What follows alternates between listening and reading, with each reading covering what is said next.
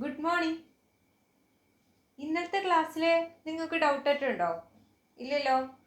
Okay, അപ്പോൾ നമുക്ക് ഒരു പുതിയ ടോപ്പിക്കിലേക്ക് കിടക്കാം. അതിന് മുന്നേ ആയിട്ട് ഞാനൊരു ക്വസ്റ്റ്യൻ ചോദിക്കാം. അതായത് നിങ്ങൾ ഇന്നലത്തെ എക്സ്റ്റൻഡ് ആക്ടിവിറ്റി ചെയ്തില്ലേ?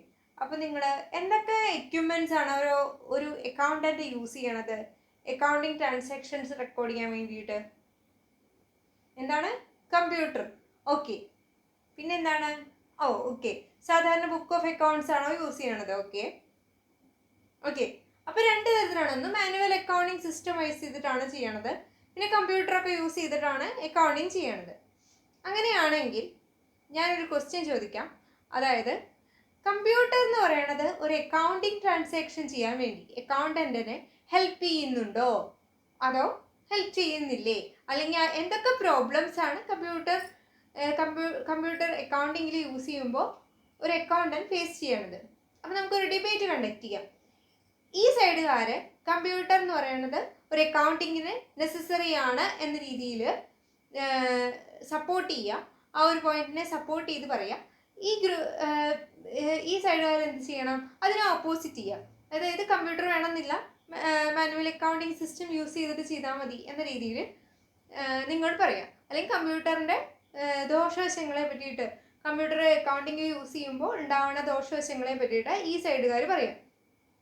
എന്നിട്ട് എന്ത് ചെയ്യാം? നമുക്കൊരു ഡിബേറ്റ് നടത്താം. ഞാനിപ്പോൾ 5 മിനിറ്റ് സമയം തരാം, നിങ്ങളൊന്ന് ആലോചിക്കും.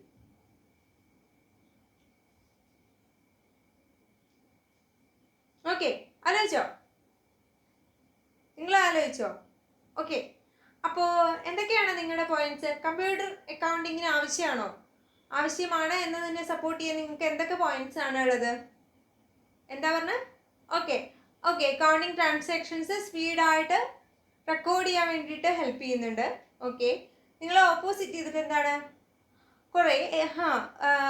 കുറേ പ്രോബ്ലംസുകൾ ഉണ്ടാവുന്നുണ്ട് അക്കൗണ്ടിങ് കമ്പ്യൂട്ടർ യൂസ് ചെയ്തിട്ട്.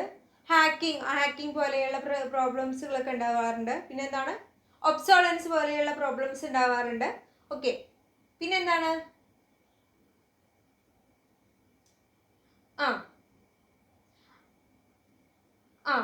ഓക്കെ. അക്കൗണ്ടിങ്ങിന് വേണ്ടിയിട്ട് കുറേ പാക്കേജുകളൊക്കെ യൂസ് ചെയ്തിട്ടുണ്ട്.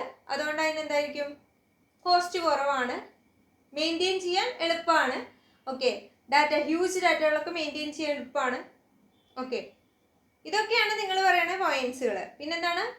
സ്പീഡായിട്ട് അക്കൗണ്ടിങ് ട്രാൻസാക്ഷൻസ് റെക്കോർഡ് ചെയ്യാം, ആക്യുറസി കൂടുതലായിരിക്കും. നിങ്ങൾക്ക് അതിനെ ആക്യുറസീനെ ഓപ്പോസിറ്റ് ചെയ്യാൻ നിങ്ങൾക്ക് എന്തെങ്കിലും പോയിന്റ്സ് ഉണ്ടോ? ഓക്കെ. അപ്പോൾ നമുക്ക് ഈ ഒരു ഡിബേറ്റ്സ് വൈൻഡപ്പ് ചെയ്യാം. അതായത് ഇപ്പോൾ ഈ ഒരു ഇൻഫോർമേഷൻ ഏജിൽ കമ്പ്യൂട്ടർ എന്ന് പറയുന്നത് നെസസറി തന്നെയാണ്.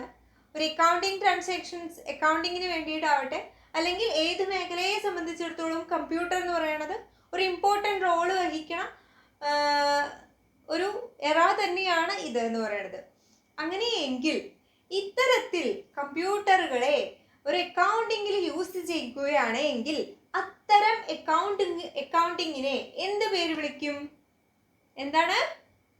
Computerised accounting. അപ്പൊ നമ്മുടെ ഇന്നത്തെ ടോപ്പിക് എന്താണ്? Computerised accounting.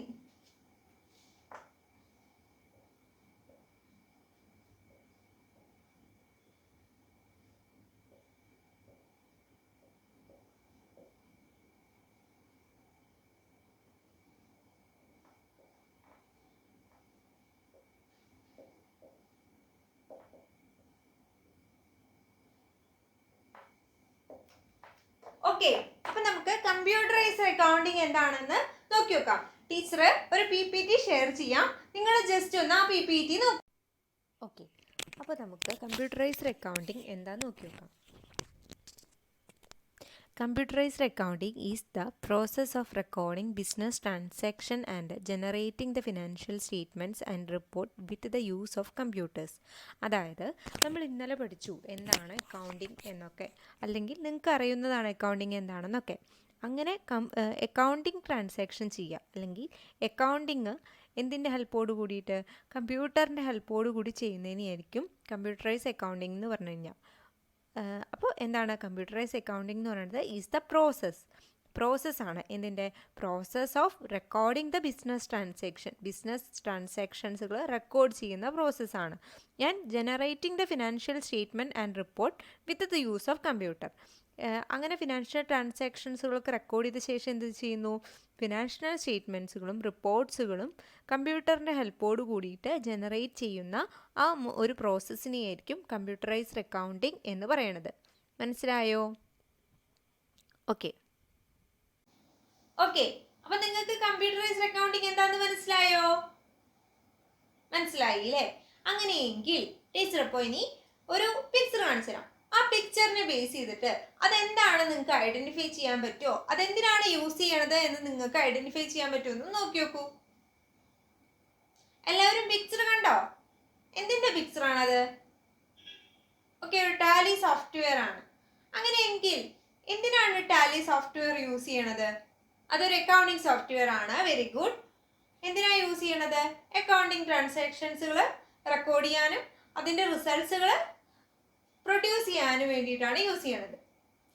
അതായത് അക്കൗണ്ടിങ്ങിന് വേണ്ടിയിട്ടാണ് ടാലി സോഫ്റ്റ്വെയർ യൂസ് ചെയ്യണത്. നിങ്ങൾ എക്സ്റ്റൻഡഡ് ആക്ടിവിറ്റിയിൽ ബേസ് ചെയ്തിട്ട് കുറെ അക്കൗണ്ടൻസുകൾ എന്ത് ചെയ്യുന്നുണ്ട്? ആ ടാലി സോഫ്റ്റ്വെയർ ആണ് യൂസ് ചെയ്യണത്.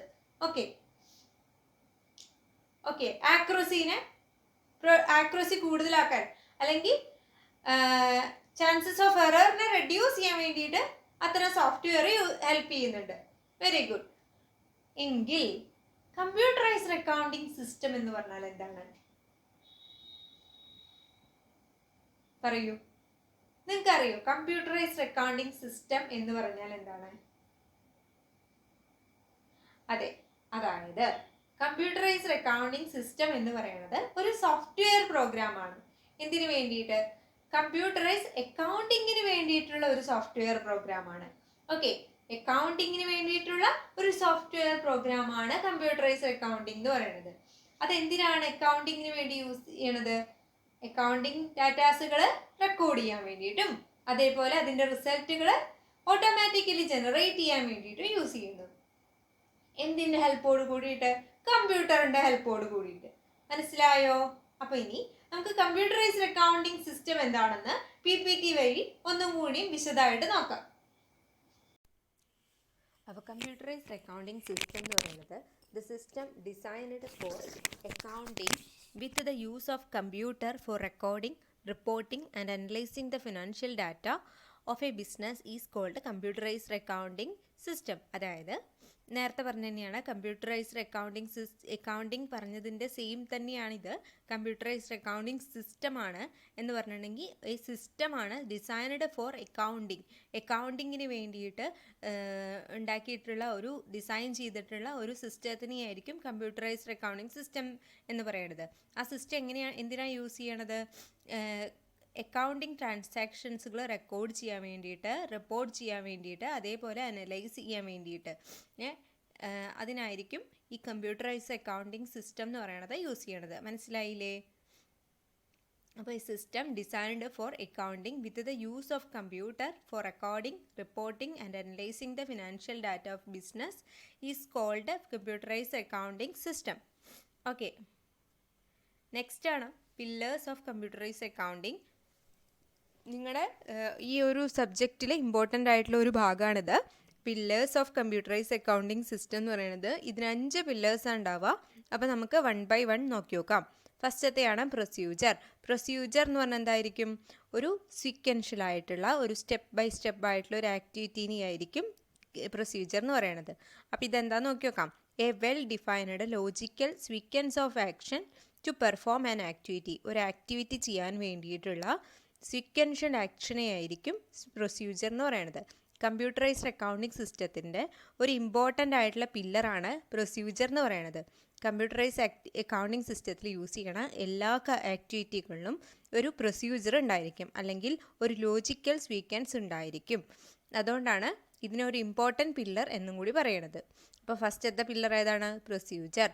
ഇനി രണ്ടാമത്തെ പില്ലർ നോക്കി നോക്കാം. ഡാറ്റ എന്ന് പറഞ്ഞാൽ എന്താണ്? raw unorganized facts that needed to processed to do the business is to do a business application.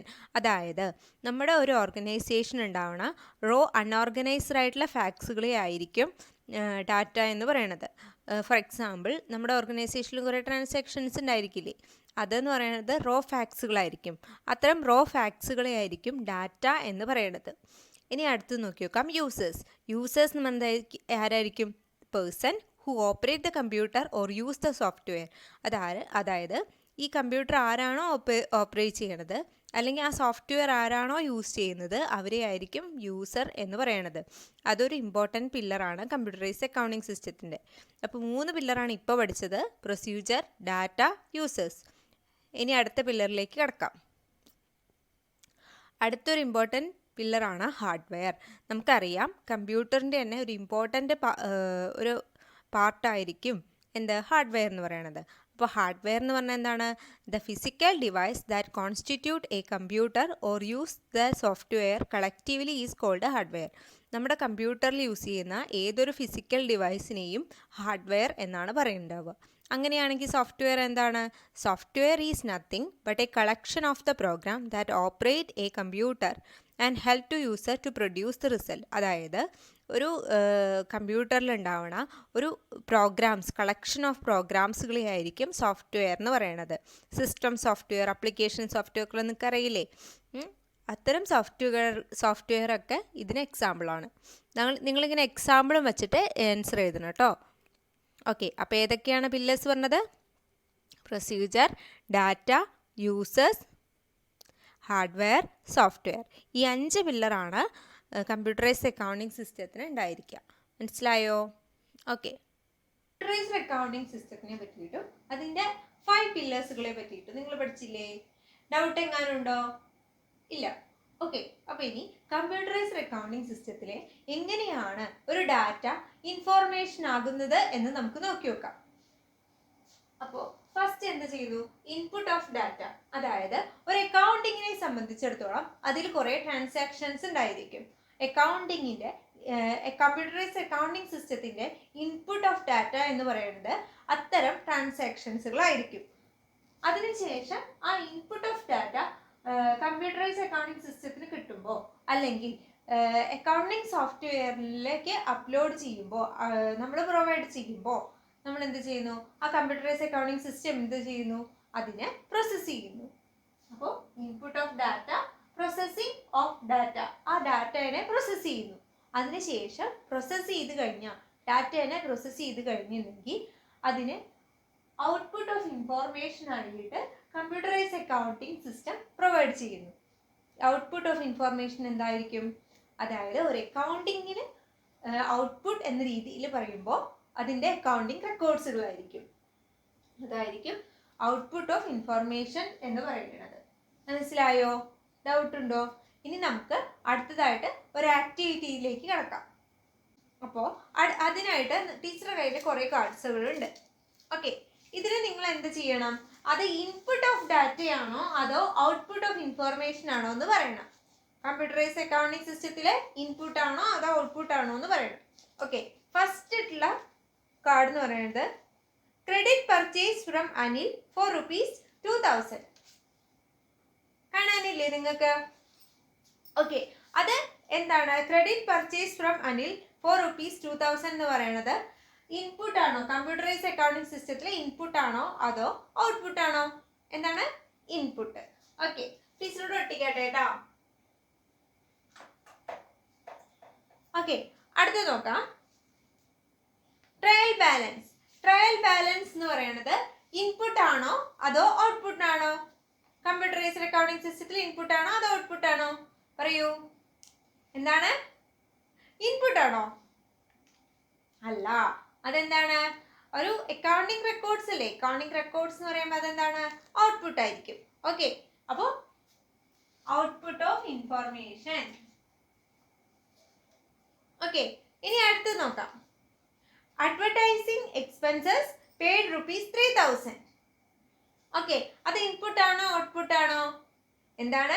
Input. Very good.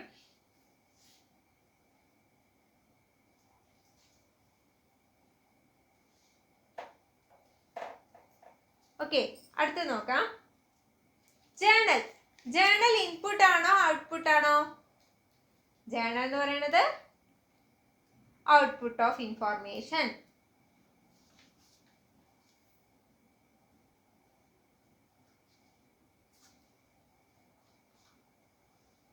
Okay, ഇനി അടുത്തത് നോക്കാം. Balance sheet.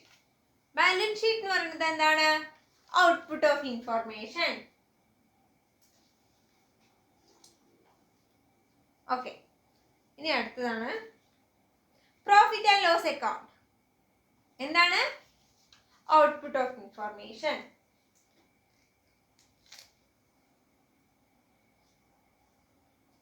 ഓക്കെ, അടുത്ത് നോക്കാം. Cash sale ₹1,500. എന്താണ്? ഇൻപുട്ട് ആണോ ഔട്ട്പുട്ട് ആണോ? Input of data. ഓക്കെ, ഇനി ledger. Ledger എന്ന് പറയുന്നത് ഇൻപുട്ട് ആണോ ഔട്ട്പുട്ട് ആണോ? Output of information.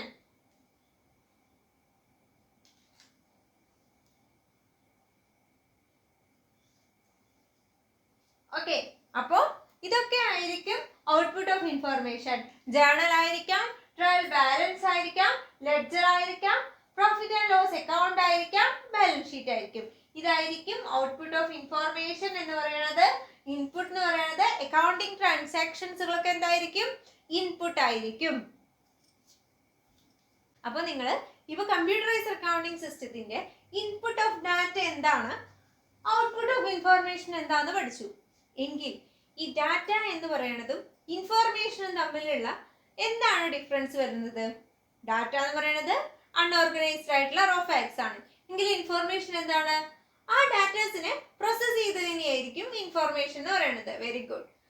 അതായത് ഒരു ഓർഗനൈസേഷനിൽ ഉണ്ടാവുന്ന കുറെ പ്രോസസ് ചെയ്യാത്ത റോ ഫാക്ട്സുകളെ ആയിരിക്കും, അല്ലെങ്കിൽ അൺഓർഗനൈസ്ഡ് ആയിട്ടുള്ള ഫാക്ട്സുകളെ ആയിരിക്കും ഡാറ്റ എന്ന് പറയുന്നത്. എങ്കിൽ ഇൻഫോർമേഷൻ എന്ന് പറയുന്നത് അതിനെ പ്രോസസ് ചെയ്തതിന് ശേഷം അതിനെ ഓർഗനൈസ്ഡ് ആയിട്ട് സ്ട്രക്ചേർഡ് ആയിട്ട് ഒരു കോണ്ടെക്സ്റ്റിൽ അല്ലെങ്കിൽ ഒരു സിറ്റുവേഷനിൽ യൂസ്ഫുൾ ആവുന്ന രീതിയിൽ അതിനെ മാറ്റിക്കഴിഞ്ഞാൽ അതിനെ എന്തെന്ന് പറയുന്നു? ഇൻഫോർമേഷൻ എന്ന് പറയുന്നു. മിൽക്ക് അല്ലെങ്കിൽ കുറെ നമ്പേഴ്സ് പറയുവാണ്, 25, 60, 17, 18, അതൊക്കെ എന്തായിരിക്കും? ഒരു ഡാറ്റ ആയിരിക്കും.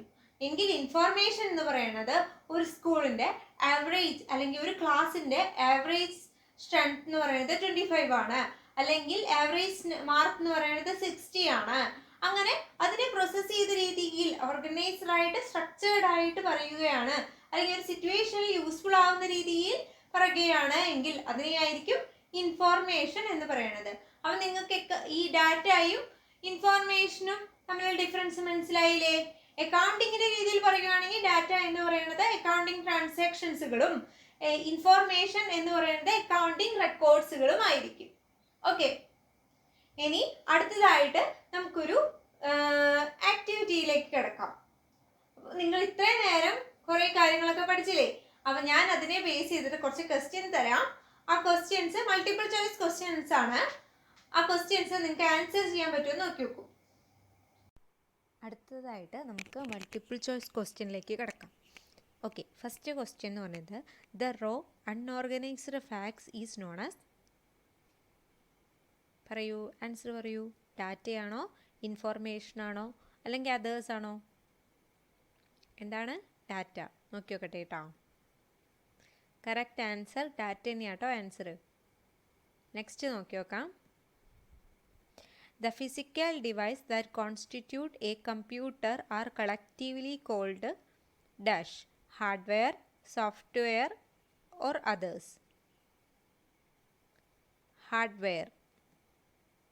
Correct answer. The physical device, അതായത് ഒരു കമ്പ്യൂട്ടറിൻ്റെ ഫിസിക്കൽ ഡിവൈസിനെ എന്തെന്ന് പറയുന്നു? ഹാർഡ്വെയർ. ഓക്കെ, അടുത്ത ക്വസ്റ്റ്യനിലേക്ക് പോകാം. The person who use the software. ആരാണ്? കമ്പ്യൂട്ടർ ആണോ യൂസർ ആണോ? The person who use the computer. Definitely user. Very good. അടുത്ത് നോക്കിക്കാം. ജേർണൽ എന്ന് പറയുന്നത് ഈസ് ഡാഷ്. ജേർണൽ എന്താണ്? ഡാറ്റയാണോ ഇൻഫോർമേഷൻ ആണോ? ജേർണൽ എന്ന് പറയുന്നത് ഡാറ്റയാണോ ഇൻഫോർമേഷൻ ആണോ? നോക്കട്ടെ. ഇൻഫോർമേഷൻ. ജേർണൽ എന്ന് പറയുന്നത് ഔട്ട്പുട്ടാണ്. നമ്മുടെ ഒരു ഓർഗനൈസേഷനിൽ റെക്കോർഡ്സുകളെ ആയിരിക്കും. വൺ ഓഫ് ദി റെക്കോർഡാണ് ജേർണൽ എന്ന് പറയണത്. അതൊരു ഔട്ട്പുട്ട് ഓഫ് ഇൻഫോർമേഷൻ ആയിരിക്കും. അപ്പോൾ ജേർണൽ എന്ന് പറയുന്നത് ഇൻഫോർമേഷനാണ്. അടുത്ത ക്വസ്റ്റ്യനിലേക്ക് പോകാം. The processed form of data is known as. ഒരു ഡാറ്റേനെ പ്രോസസ്സ് ചെയ്ത് കഴിഞ്ഞാൽ അതിനെ എന്തറിയപ്പെടുന്നു? ഡാറ്റ എന്നറിയപ്പെടുമോ അത് ഇൻഫോർമേഷൻ എന്നറിയപ്പെടുമോ? ഇൻഫോർമേഷൻ. ഒരു ഡാറ്റേനെ പ്രോസസ്സ് ചെയ്ത് കഴിഞ്ഞാൽ എന്തെന്നറിയപ്പെടുന്നു? ഇൻഫോർമേഷൻ. ഓക്കെ, ഈ 5 ക്വസ്റ്റ്യനാണ് ഉള്ളത്. കറക്റ്റാണ് കേട്ടോ. അപ്പോൾ എല്ലാവർക്കും ഇന്നത്തെ ക്ലാസ് നന്നായി മനസ്സിലായി എന്ന് എനിക്ക് ക്വസ്റ്റ്യൻ ആൻസർ സെക്ഷനിൽ നിന്ന് തന്നെ മനസ്സിലായി. അപ്പോൾ എല്ലാവരും നല്ല റെസ്പോൺസ് ഒക്കെ ഉണ്ട്. Very good. ഇങ്ങനെ തന്നെ പോട്ടെ കേട്ടോ. ഇനി അടുത്തതായിട്ട് ടീച്ചർ ഒരു കുഞ്ഞ് ആക്ടിവിറ്റി തരാം. അതായത് അടുത്ത ദിവസം വരുമ്പോൾ നിങ്ങൾ എന്ത് ചെയ്യണം? ഈ കമ്പ്യൂട്ടറൈസ്ഡ് അക്കൗണ്ടിങ് സിസ്റ്റം എന്താ നിങ്ങൾ പഠിച്ചില്ലേ? അതേപോലെ മാനുവൽ അക്കൗണ്ടിങ് സിസ്റ്റം ഉണ്ട്. ഓക്കെ, ഈ മാനുവൽ അക്കൗണ്ടിങ് സിസ്റ്റം എന്ന് പറയുന്നത് കമ്പ്യൂട്ടറൈസ്ഡ് അക്കൗണ്ടിങ് സിസ്റ്റം തമ്മിലുള്ള ഒരു ഡിഫറൻസ്, അല്ലെങ്കിൽ എന്തൊക്കെ ഡിഫറൻസ് ആണ് മാനുവൽ അക്കൗണ്ടിങ് സിസ്റ്റം എന്ന് പറയുന്നത് കമ്പ്യൂട്ടറൈസ്ഡ് അക്കൗണ്ടിങ് സിസ്റ്റവും തമ്മിൽ ഉള്ളത് എന്ന് നിങ്ങളൊന്ന് ഫൈൻഡ് ഔട്ട് ചെയ്തിട്ട് ഒരു ഷോർട്ട് നോട്ട് പ്രിപ്പയർ ചെയ്ത് കൊണ്ടുവരണം. ഓക്കെ, എല്ലാവരും കൊണ്ടുവരില്ലേ? ഓക്കെ, അപ്പോൾ ഇന്നത്തെ ക്ലാസ് ഇത്രയേ ഉള്ളൂ. അപ്പോൾ നമ്മൾ പഠിച്ചത് കമ്പ്യൂട്ടറൈസ്ഡ് അക്കൗണ്ടിങ് എന്താണ്, കമ്പ്യൂട്ടറൈസ്ഡ് അക്കൗണ്ടിങ് സിസ്റ്റം എന്താണ്, അതിൻ്റെ 5 പില്ലേഴ്സ് ഏതൊക്കെയാണ്, എങ്ങനെയാണ് കമ്പ്യൂട്ടറൈസ്ഡ് അക്കൗണ്ടിങ് സിസ്റ്റത്തിലെ ഇൻഫോർമേഷൻ ജനറേറ്റ് ചെയ്യുന്നത്, അതേപോലെ എന്താണ് ഡാറ്റയും ഇൻഫോർമേഷനും തമ്മിലുള്ള ഡിഫറൻസ് എന്നിവയാണ്. നിങ്ങൾക്ക് എല്ലാവർക്കും ക്ലാസ് മനസ്സിലായി എന്ന് വിചാരിക്കുന്നു. എന്തെങ്കിലും സംശയം ഉണ്ടെങ്കിൽ അടുത്ത ക്ലാസ്സിൽ ചോദിക്കാം. Thank you.